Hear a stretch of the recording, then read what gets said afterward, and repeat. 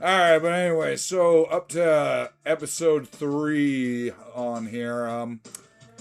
I enjoyed it so far. Alright, so far it hasn't really. So far this season has been surprising, but it probably is because I expect so little. And I am, for the most part, staying off the groups too much, so there is that, but. I mean, like, I don't know what the hell. Eh, anything so far. So far, I like I said of the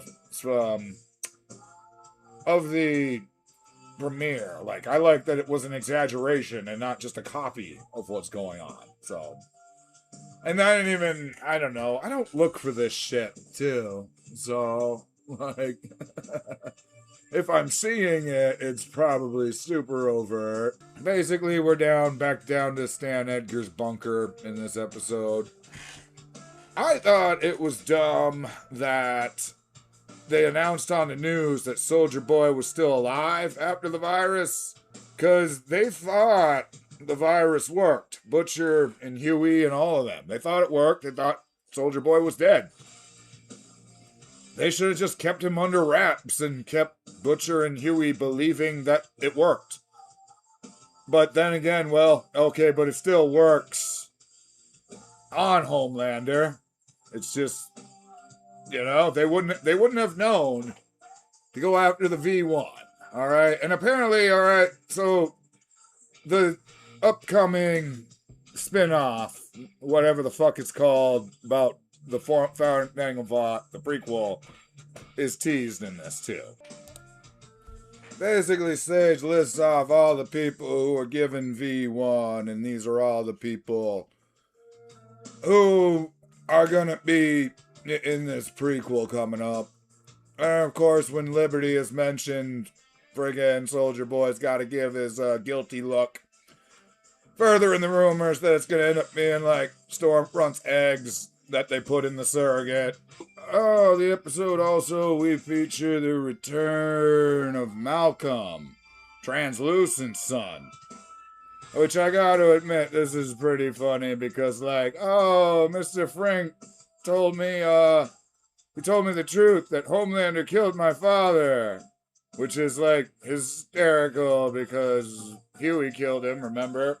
And not only, like, it's not only crazy because Huey killed him, but there's even also, like, the point Translucent was, like, one of Homelander's last true friends, and hey, really one of the few that, like, never fucked him over in any way that at least that he knew of.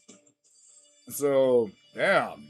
But, oh, it reminded me though, because Translucent's son has the same powers as his dad. He can turn invisible.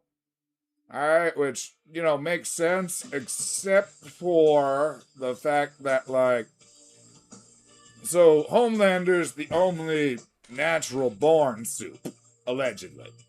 That's what he's supposed to be. That means Malcolm must have got shot up with V. Like, when he was a baby. But he just gets the same powers as his dad. Like, the way V distributes and chooses his powers, it's very weird, alright? It's sometimes it's just too on the nose. Like, even in Gen V, where, like, when Todd Godolkin, whose lifelong dream was to figure out a way to control the soups, and then he shoots himself up with V, and it's like, what's my power? Oh, I can control soups. Wow. Yeah, a little too on the nose. Just, I don't know. It seems a little lazy, but alright. It wasn't so much a filler episode, but it did bring it forward, and I'm looking forward to the rest. So far, it's a lot better than I expected. Probably why it's good to have low expectations.